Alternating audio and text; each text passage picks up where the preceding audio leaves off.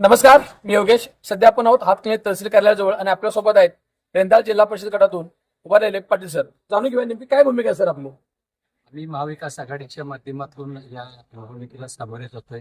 येणाऱ्या कालावधीमध्ये निश्चितपणे आम्ही या जिल्हा परिषदच्या निवडणुकीमध्ये महाविकास आघाडीच्या माध्यमातून शेतकरी संघटना, शिवसेना, उभाटा, काँग्रेस आणि राष्ट्रवादी काँग्रेस या चारही पार्टीच्या वतीने आम्ही ताकदीने या निवडणुकीला उतरलो.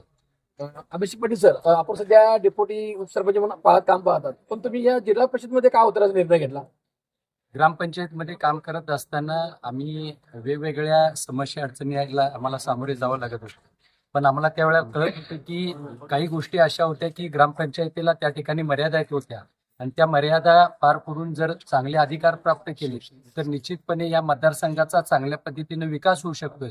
आम्ही ग्रामपंचायतमध्ये ज्या समस्या अडचणी येतात त्या चांगल्या पद्धतीने आम्ही जिल्हा परिषदमध्ये मांडू शकतो आणि या मतदारसंघाचा आम्ही विकास करू शकतो. नक्कीच आपण पाहिलात की वडिलांपासून एक राजकीय वारसा लाभलेलं अभिषेक पाटील सर यावेळी रेंदाळ जिल्हा परिषद उतरले आहेत.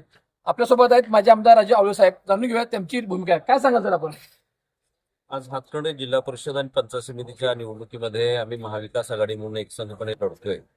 यावेळी नक्कीच सत्ताधाऱ्यांना राज्यात केंद्रात सत्ता असणारी जी काही राजकीय पक्ष आहेत ही दबावतंत्र आणि आर्थिक पैशाच्या जोरावरती पक्ष फोडणे, कार्यकर्त्यांना फोडणे, जे काही राजकारण घाणेरडं राजकारण सुरू आहे त्याच्या विरोधामध्ये महाविकास आघाडी आम्ही एकसंघपणे निव्वळ विकासाच्या कामाच्या मुद्द्यावरती गाव सुधारलं पाहिजे, गावातल्या प्राथमिक सुविधा लोकांना मिळाल्या पाहिजे हा मुद्दा घेऊन आम्ही या निवडणुकीला आम्ही सामोरे जाणार आहे.